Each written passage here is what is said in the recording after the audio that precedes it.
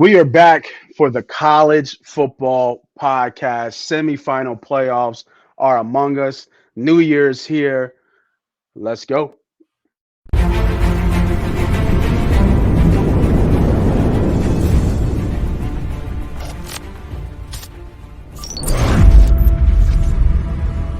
We don't bowl games. We'll go to the New Year Eve bowl games. We have one slated at 12 o'clock. There's 4 games, including the 2 semifinal college playoff games. Finally here. Yeah, we're finally here, man, at the end here. Bama and Kansas State.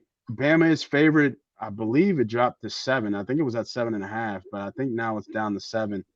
What do you guys see in this game? Um, did Young opt out, or is he playing? No, Bama has a lot of players. All their guys are in. They're Okay. It's all systems go. That game could get out of hand. That's going to be this is one of my stronger plays. I think Bama wins by multiple touchdowns here. And I do like Kansas State. I've watched them a lot. They're fundamentally sound. They won't beat themselves. Of all the teams in the Big 12, they probably were the best combination of offense and defensive line. But when you compare the two quarterbacks on third down, on must pass passing downs, it's just going to be Alabama. Cool. To tell you the truth, I was actually leaning Kansas State here. I was about to say, you like Kansas State. I knew it. Yeah, because I think it's going to be whoever has the ball last. I think both these teams are going to be able to move the ball and score. Mm-hmm. Although everybody seems to be playing as far as the stars for Alabama, which is Bryce Young and is Anderson playing? And Anderson. He is. Yeah, they're going to be playing. But they also have 15 players in the transfer portal this year. Majority of them are O-linemen, and a few of those are receivers. So they're going to be pretty thin going into this game. 15 players is a lot. So what I'm saying by that is that I would look more at the total here than the side. Tease it up.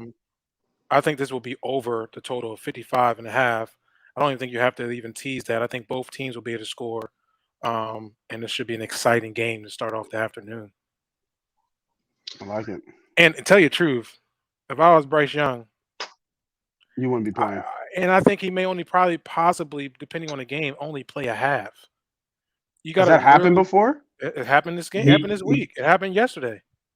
It happened in the Minnesota game with the running back Ibrahim. But here's the thing: Muhammad Ibrahim, he was going for Minnesota's all-time rushing leader. When he broke that, he sat out. So that to me is a little different. He was going for an all-time record, which Bryce Young's not going for any Bama record. I guess my argument with that is saying that you got a big future ahead of you. Depending on how the game's going, first off, I wouldn't be playing if I was those two players. Right. I know, but that to me says second round picks. That to me says that's why you take Alabama, man. Those guys are willing to risk that much money to lay it on the line for Bama one more time. That tells me that those young kids that are the next wave in line, man, that means a lot. Like their two best players said, "Nah, I'm riding with my guys." Man, if there's any game that has blowout written all over it, it's this game. Hey, Sharp. Fuck that shit. I'm telling you right now. I love my guys. I'm gonna tell them that in the locker room as I watch them play. Hey, I remember the last time you were this confident about a bet that I was on the opposite side, and it was Kansas versus Texas. You had Kansas, and I had Texas, and Texas covered, covered. So I'm not backing Kansas State. I'm saying I like Kansas State here in this spot. I'm saying as far as players that are playing in this spot, and those two players.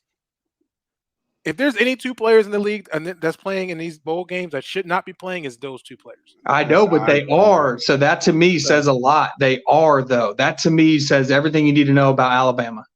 Okay. I like it. Give me Kansas State with the 7. Talk to him. I love it. I talked him into it. Hey, if you got, you got to take it. If that's how you feel, you got to take it. I hear you. So every time I see Iowa, Music City Bowl, I always want to bet the under, right? This is like an autoplay. Like I see Iowa, all right, under.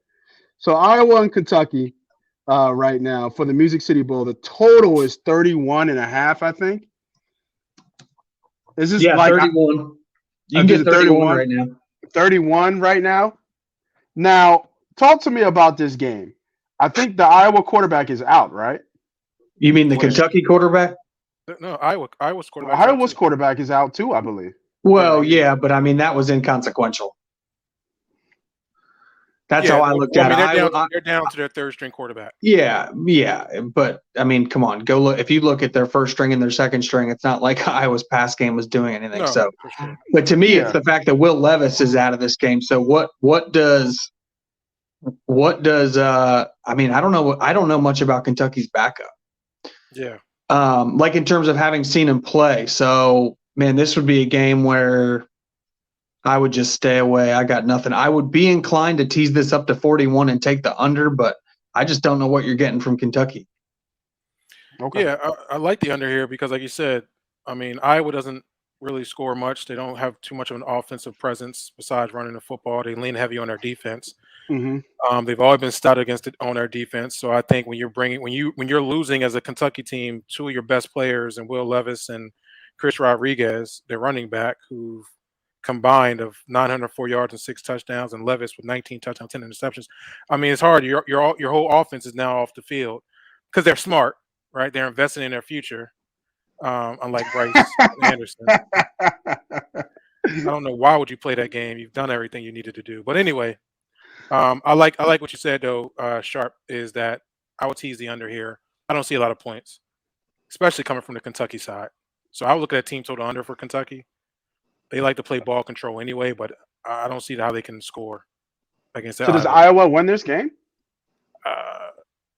Or you just I mean, don't know? I don't know. It's 10-9 final. Is that confident enough? I do think Iowa wins this game. I mean, I kind of look at it like Wisconsin versus Oklahoma State. Like it'd probably be ugly back and forth. Now, obviously, that game was a little more high scoring. The total was obviously different too. It was a 41 total versus 31. So yeah, different style game, but I do lean the favorite here. You know, in a kind of a Wisconsin beat Oklahoma State in an ugly game. This would probably be Iowa beating Kentucky in an ugly game. Okay, I like it. I like it so far. All right, let's get to the nitty gritty here. We got the semifinal college football games left: the Fiesta Bowl and the Peach Bowl. Let's go with the 4:00 game. TCU, Michigan. Michigan is favored by what, 7.5, 8, I believe. It's coming, 7.5. Coming down, baby. Total is 58.5. Talk to him, Diddy. TCU. Give me the motherfucking points. I got him early though. I had him at 10. You had him at 10? I had him at 10. And I bought a half a point to get over that. Yeah, 10 was sharp money. I like it. Taking the Horned Frogs. I did. You don't have that number no more. It's going to cost you to get that number. So I jumped on it early. I jumped on it about damn near like 2 weeks ago. Okay. I just feel like Texas Christian is going to be able to kind of play at this. It's just a long time. This is my thing. They've been played in almost 6 weeks. It's been close to about 6 weeks since they played on the football field. I know Michigan. This is the story. Michigan's been here before. They know what it's going to take to win the game. And yeah, they might. And they do, and they have. But sometimes you got a hungry team that's really rounded on the defensive side of the football and can move the ball offensively. This is going to be a tricky game for Michigan. Do I think Michigan will win this game? I do. I think it's going to be much closer than what people think. That's why the line is moving down. Mm-hmm. So that's why I was happy I got it at 10.5, and it didn't go the opposite way. And it going down 3 points is giving more confidence to me that they think Texas Christian is going to be able to keep it close with this team. And I think they match up well. Nate, we've had this conversation before the even playoffs happened. We said, is Michigan TCU? Do we like that matchup? I said, yeah, I love that matchup for Texas Christian. So for me, we talked about this earlier. I think before. There's going to be ball control for TCU. They got a really, really good quarterback, and I think they'll be able to move the ball against Michigan. And I think it's going to be a close game. I think it's going to be some points on the board, but it's going to be a close game. Okay. Yeah, I like TCU. What you got? I like TCU in the points here. Now you're getting it now. Like Diddy said, he sharp point. When the line opened at 10, that was your time to pounce, whether you bought the hook or just took it at 10. I do still like it at 7.5. Here's my reason why. Michigan's defense, I'm not going to say it's a fugazi. That's not the Ohio State fan talking in me, but I watched them on tape, and they have not played many quarterbacks that are dual threat, meaning on third down, they break the pocket. Like when you go back and watch the Ohio State game, CJ Stroud had 7 or 8 times where instead of throwing it and forcing it into a tight window, he could have just broken contain and gotten 6-7 yards and moved the chains, and he didn't. Well, Max Duggan's going to do that. Max Duggan's going to lower his head, and so even in pass plays when it's broken down, he's going to extend the play and look to pass, and he's going to look to run, and they call running plays. When they do the RPO, CJ Stroud doesn't keep it, so the defensive ends for Michigan just knew to crash on the running back. Well, you can't do that versus TCU because if he keeps it and goes out the back door, the guy runs 4.6. He's going to run by people, and then and there's not many corners that are going to want to tackle him. So I love this matchup. If TCU can play clean on special teams, Michigan's got good special teams, really good, maybe the best in the country. That's kind of hidden. TCU does not have great special teams this year. They've had a kick blocked. They've given up a touchdown on kick return, so that could be where Michigan were to cover. But I do like the matchup. At 10, it was a no-brainer. I still like it at 7.5. I love Michigan to win, though. I don't think TCU's got enough to win because I think with Blake Corum back, Michigan's going to have enough big running plays. Maybe not touchdowns, but runs of 25+, and that's just going to be the difference. Is he playing? I thought he went on surgery. Corum? Yeah. I meant Edwards being there. Oh, okay. I was about to say, hold up, he's playing. I thought he had. I meant with Corum being out, Edwards is their big. Oh, okay. Still, I misspoke, and Edwards is 100%. Thanks for catching me on that. Yeah, Edwards was having issues. He had his arm wrapped, and he was also battling some hamstring things versus Ohio State. And they said he's 100% now, so he's a home run hitter. Yeah, that's the scary part for me. I think you guys are both right with TCU. I think they'll be able to keep it close. But does Michigan start to pull away late and open this game up, just like against Ohio State? You talk about a dual threat quarterback. I mean, they saw a dual threat quarterback, one of the best in Stroud, right? So, he doesn't run though. That's the thing. Stroud. That's been my biggest knock on him, and I think that's what NFL scouts are going to say. When he can take the 5, he doesn't do it, and he's going to need to work on that. Right. Yeah. No, I mean, I agree with you. But man, yeah, that's gonna be hard. Oh man. Well, I mean, that's the thing too, Nate, is that TCU averages 40 points a game. That's a fact. Okay. All right. Yeah. And that's a mix between that's 6th best in the nation. So that's a mix between, like you just said, Dugan being able to run and pass the ball and get out of them third and longs and using his feet to run. At the same time, they got a good running game. I think the guy's name is Miller, who's had over 1,200 rushing yards and has scored the ball over 16, 17, 18 times. Yeah, it's like we see with Sanders and Hurts. It's a tough RPO to handle. Correct. So I think that's going to give them a little bit of trouble. I think it's going to keep them in a ball game. So when you're saying that Michigan might be able to extend late, I think TCU will be able to still be within that, for me, 10-point favorite. I mean, 10-point. The Horned Frogs. Yeah, no, I'm with you on Horned. I'm saying the only way I think Michigan covers would be like they're up 7, and then they block a punt late, flips the field late, touchdown, win by 14. I agree. Okay, I like it. But we're all on TCU with the points there. So I'm on the total. I would tease down the total and go over. Yeah, for sure. I think it's gonna be a lot of scoring in this game. I think Michigan gets to 30, and like you said, if TCU keeps pace, makes sense to me. To get that under the 50 mark, get him at 48.5. They're definitely this total is definitely going to be in a teaser of mine. I'm thinking Bama, and then that over and under in that Iowa Kentucky game. Thinking about that one, I'm not sure about that one, but definitely the over in this total for TCU versus Michigan. So maybe take one from today, get it in and get the tease up Clemson to +6, and then finish the other 2 on tomorrow. Probably might be a solid play. All right, let's finish it off. 8 o'clock, last game until we see the not last game. This is just the semifinal game. We still got the Rose Bowl and stuff on New Year's Day. Ohio State versus Georgia. Georgia's favorite -6.5. total of 62. I'm going to go to the Ohio State man himself. Sharp, talk to me about your team. Can they beat Georgia here? No. Nah. No. no chance. Now I do think, I think the reason the line is the way it is, and I think the reason the sharp money's kind of come recently down on Ohio State, part of that is teasers, sharp teasers. I want to put that out there. Sometimes when people hear sharp money, that's not necessarily always a big bet on straight up. Sometimes that could be a big bet down on a teaser, a max bet teaser with them in there, which is why I think Ohio State's never crossed that 7 or even got to 7. I think it's just because people were teasing Ohio State at that number. Now, that being said, this is just a bad matchup.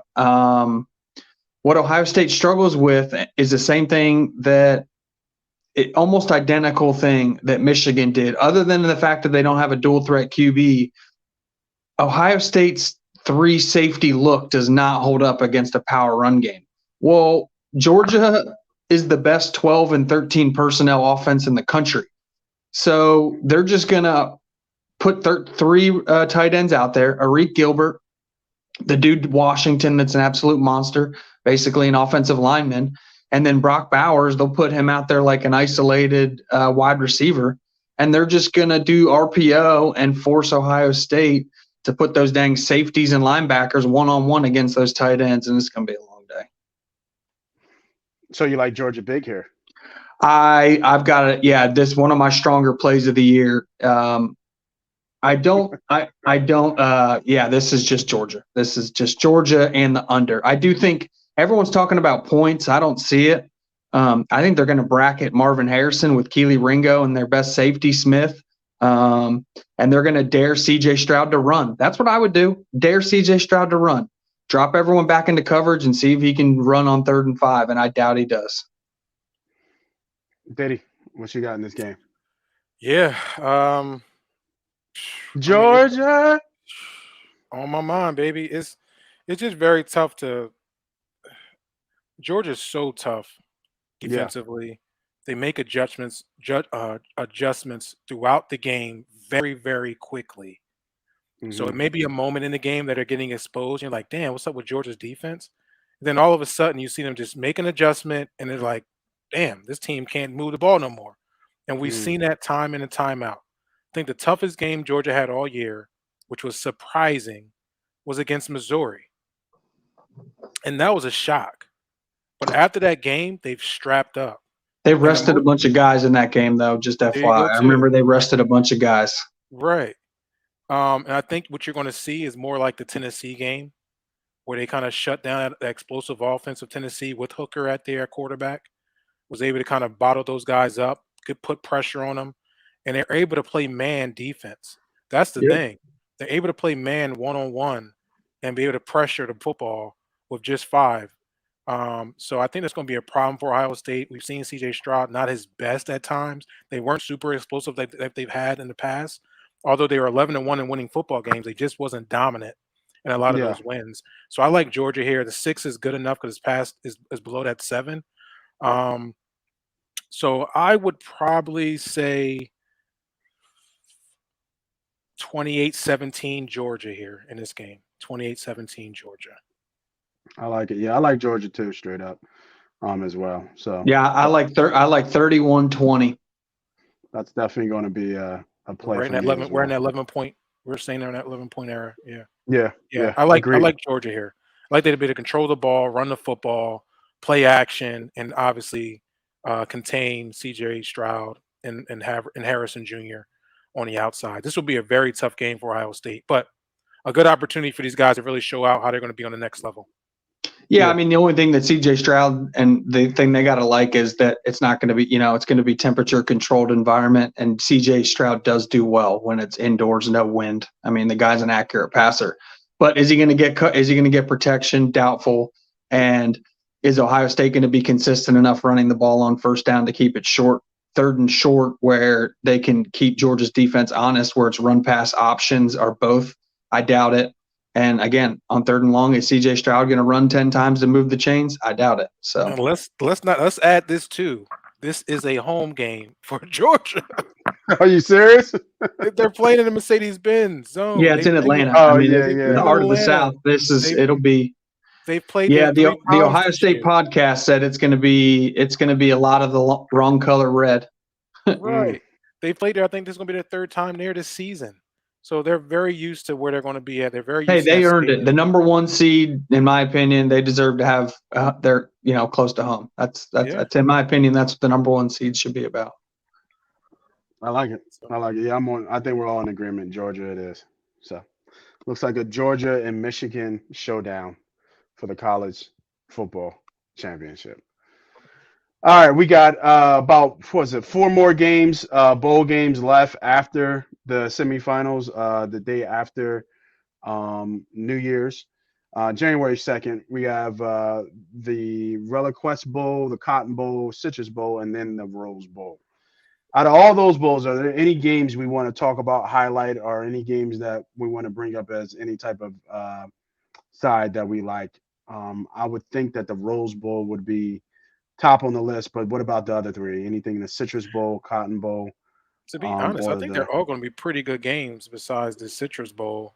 yeah, Damn, the Cheez It got 2 bowls, and that's wow. Cheez It had a Cheez It Bowl, and they got Citrus Bowl. That's pretty wild. But Spending the money. yeah, how about that? But I think they're all going to be pretty good games. They're all tight spreads for the most part. Besides that game, no more than 2 points. mhm. Obviously, it's going to be a big emotional game for Mississippi State in their bowl without their leader. Yeah, Yeah, I don't good. know how to. That's a to me. I don't even know what to do about that game. That's probably Yeah, just to stay away, and that's a yeah, tough game. that's going to be emotional for them. I know they're going to be wanting to win for Mike Leach. Um, I For I sure. I think Illinois have earned to be here. They've dominated pretty much all year long. I like the under in this game. Um, this will be one of my teasers. I'll tease it up and come under, so get to 55 and go under. I think defensively, Illinois will be able to kind of keep everything tight inside. I know Mississippi State is their air raid offense, um, but they rely heavy on the run. And like I said, I don't know how it's going to be without Mike Leach on the sideline. So I think the under is going to be a play here um, for that game. Okay, let's go through it then. Cotton Bowl Classic, Tulane and USC. USC is favorite -2. Total is 63.5. Um, Sharp, what do you know about, USC had a lot of NFL talent on that team with that offense. Are they playing in this game or are they out as well? They got quite a bit of talent still playing. I actually think a lot of their players were underclassmen and coming back. So there's not.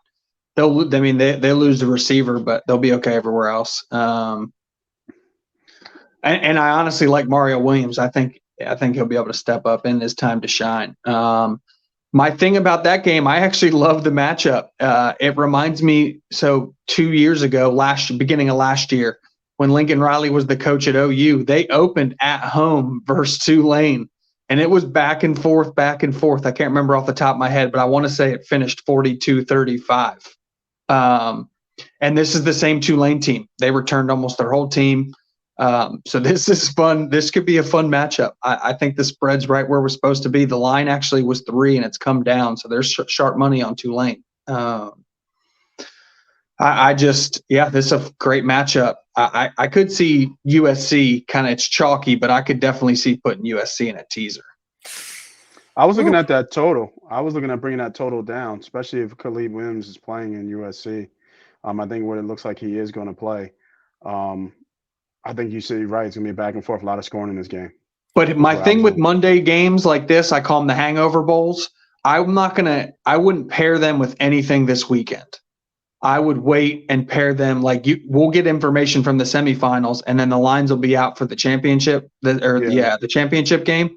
So if all of a sudden there's information on USC Tulane or some of these hangover bowls, you can start pairing them with the national championship and teasers and parlays. That's kind of how I look at the next week's bowl. I kind of look at it as a separate week. Yeah, I'm not going to close out any teasers or anything for Monday. Exactly. Yeah, I would keep it all on Monday. But if I'm looking at these 4 games and looking at games to tease, that in this game, my side would be to tease this total down and take the over. Yeah, I'm on Tulane here. Ooh, yeah. The line's telling me Tulane. I think they're going to. I think more players are coming back for Tulane. They're able to move the ball against a suspect defense at USC. Mm, It's not going to be heavy. I put a half a unit on for Tulane here on the money line. The +1.5 is not going to make a difference in this type of game. And I think the main thing with USC, they've lost. I think a lot of their key offensive linemen are not going to be returning to this game. So I think he's lost 2 offensive linemen that won't be there. A couple of defensive players not going to be there. Jordan Addison's not going to be there. So there's some Riley's not going to be there. There's some key players to that USC offense, especially the offensive line that I'm really kind of worried about. That's not going to be available. hmm And I think Tulane will really be. I think that this will come down to this game. I see Tulane being really excited to be playing USC in a game like this, and USC not as motivated to play in this game against Tulane. And I know they're mm. on New Year's Day, New Year's Eve bowl, but I just feel like the more the want to win this game will be on the Tulane side. So give me the plus money. I'll take it. My only thing about that is you're taking Tulane to beat Caleb Williams. I don't know. Well, on a bad hammy too.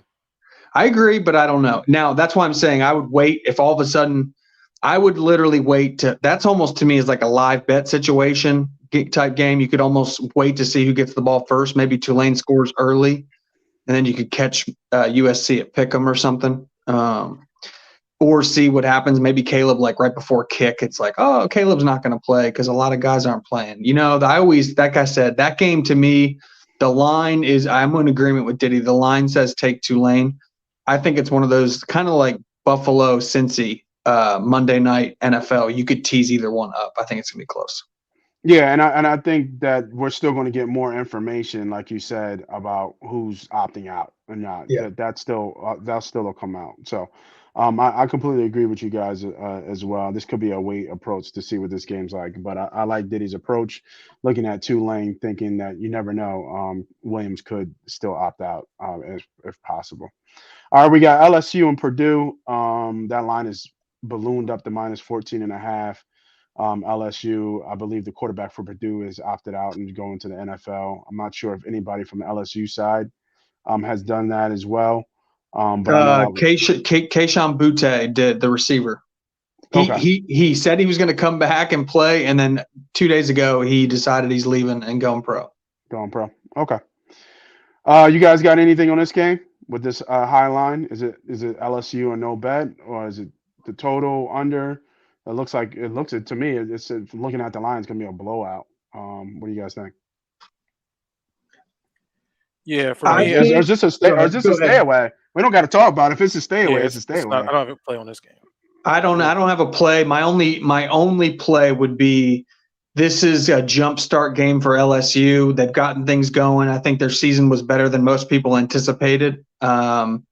With all the turmoil of new coach, the coach might not fit the personality of the South, but he did well. He's a good coach.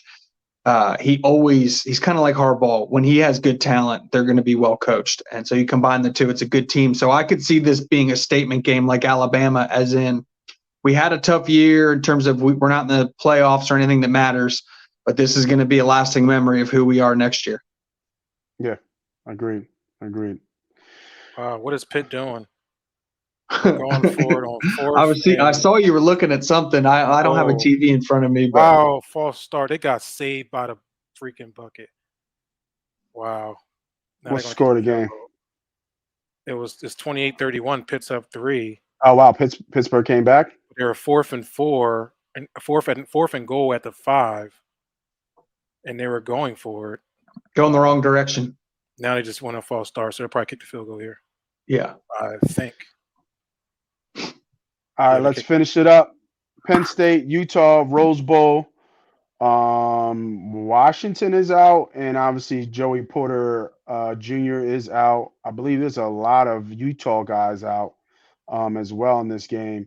Line is Utah favorite -2.5. Total is 52.5.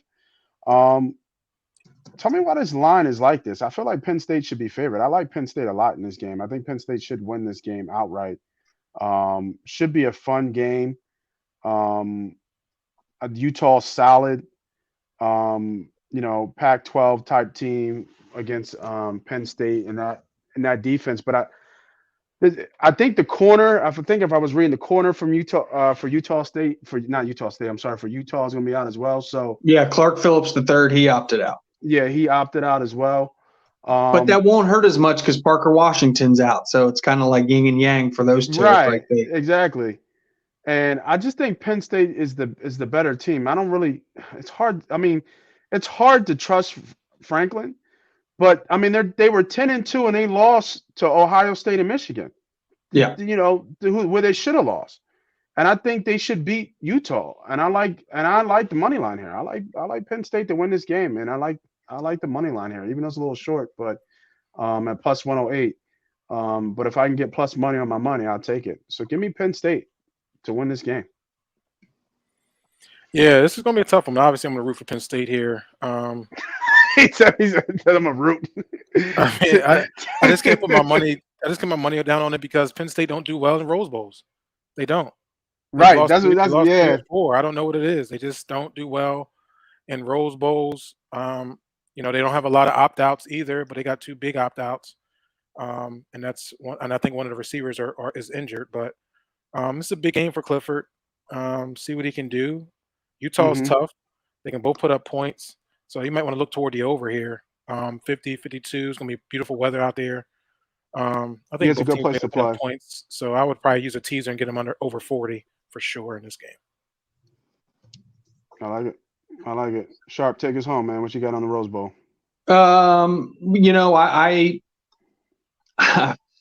I want to take Penn State in this scenario, but the 2 opt-outs, that really hurts. I mean, that's their most explosive offensive player. That's their most explosive defensive player. Their left tackle did decide to come back next year, which that's huge for the team, but that's more huge for next year than it is for this particular matchup. Right. Like I said, Clark Phillips being out does kind of offsets it. And I'm with Diddy. I just don't trust, like, for me with Penn State, is this a vacation or is this like, hey, let's do everything we can to send off Clifford with a bang? Where I feel like Utah, this is, hey, we had a good season. Let's defend our home turf type thing because we're out west. East Coast teams coming to us. I feel like it'll be easier for Utah to get up for it than it will be Penn State. That's just me personally. I think it's a game you could tease Penn State up. I would love Penn State in a 13-point super teaser, taking them up to plus 15. Yeah, that makes sense. Okay. I can't argue with that at all between you two. Like I said, I think I do. I like Penn State in this game. I think they get over the hump and get one. I just think they're the better team. So give me Penn State with the money line. Once again, this is why you don't play in these bowl games. Yeah. Someone get hurt? Because Thompson Robinson got hurt. You should. Well, Anderson. That's all you can say is. Yeah. and fuck Anderson and Young don't give a shit what you think. Yeah, we're playing ball. Go ahead, fuck your money out. Well, I think Alabama I think they're doing their NIL deal that says they got to finish the season. They had 0 opt-outs. That tells me that something's in their NIL. Like, hey, you got to play the season. Like, if it's playoffs or a non-playoff bowl game, you got to earn you got to do your commitment for us. Which I could totally see because they didn't have one stinking opt-out, and that's crazy. That is crazy, especially for Bama, right? Yeah. Bama. So that tells me they're smart, and they're tying their NIL money year to year to you got to finish the season if you want that last, like, game check type thing. Yeah, agreed. All right, let's finish it up for today. I know you got some teasers brewing here. Sharp, if you might have some, go ahead, lay the teasers down. And Diddy, I don't know if you have any teasers. Do you have any teasers? No, nope. Sir. Okay. No, sir. I think we understand. So yeah, Sharp, take us home with your teasers. Yeah. So real quick, my first 2 straight up bets. I know they're chalky, but just going over the opt outs, and we briefly touched on it when I first got on here. But I like Clemson second string more than I like Tennessee second string. I think Tennessee is losing their 2 biggest players, and I like Cade Klubnik. I think their backup quarterback. I think they'd have been a better team if they rolled with him all year. Give me Clemson to cover 4. Also, we briefly talked about it. Give me Georgia. I think Georgia's going to win by a touchdown. I think by 11, but I think it just under a touchdown is just easy money. So we'll get into my teaser now. This is a super teaser. So for people listening at home that not quite sure what that are used to me doing the 3-leg 10-point, this is 4-leg 13-point. There was just a couple key numbers I wanted to cross. So you end up getting Alabama from -7 to +6. Diddy might not like that. I know he wants to be the Big 12 commissioner someday, but I just love Alabama. Their two best players aren't opting out. That says a lot. The young kids are going to fall in line. I bet they had an awesome month of practice. That could be a blowout. I love Georgia to cover, so obviously I like Georgia in this teaser, so that's the second leg. You get Georgia at +7. Even if Ohio State plays the game of their life and something happens, there's no way they beat Georgia by more than a touchdown, and I don't think they could even push that game to 7. I like under in that game. You tease it up to 75.5. So again, I like the under outright. I think under 75.5 is a no-brainer. And then again, you take Clemson and Tennessee. We talked about it. There's some explosive offensive players not playing. You can get that under 74.5. So it's under 75.5, Georgia, Ohio State, under 74.5, Clemson and Tennessee, Georgia +7, Bama +6. That sounds like a goddamn winner, right? Let's go. I'm getting Bama and Georgia plus money, and then we getting under 75.5, and then 74.5 on tonight's game as well. We'll get that out there today. So hopefully we can get some folks win some more money, man. So obviously, gentlemen, as always, we come to a closing of the year, the last show of the year. We're going to keep this thing moving for y'all as always, where you can come here, you can get the information you need to understand how to bet, when to bet, and what to bet as well. You can bet with us, or you can take the information and kind of figure out how you want to bet yourself. It's always a gamble. So make sure you do use your discretion as always. So this is Moss Money. That's C Sharp. That's B Diddy. Hey, man, Happy New Year. I hope you had a happy holidays. We will see you guys next year for some more bets because we got more money to make. This is Moss Money again. This is Money Pot. We are out of here. Onward and upward, baby. Happy New Year.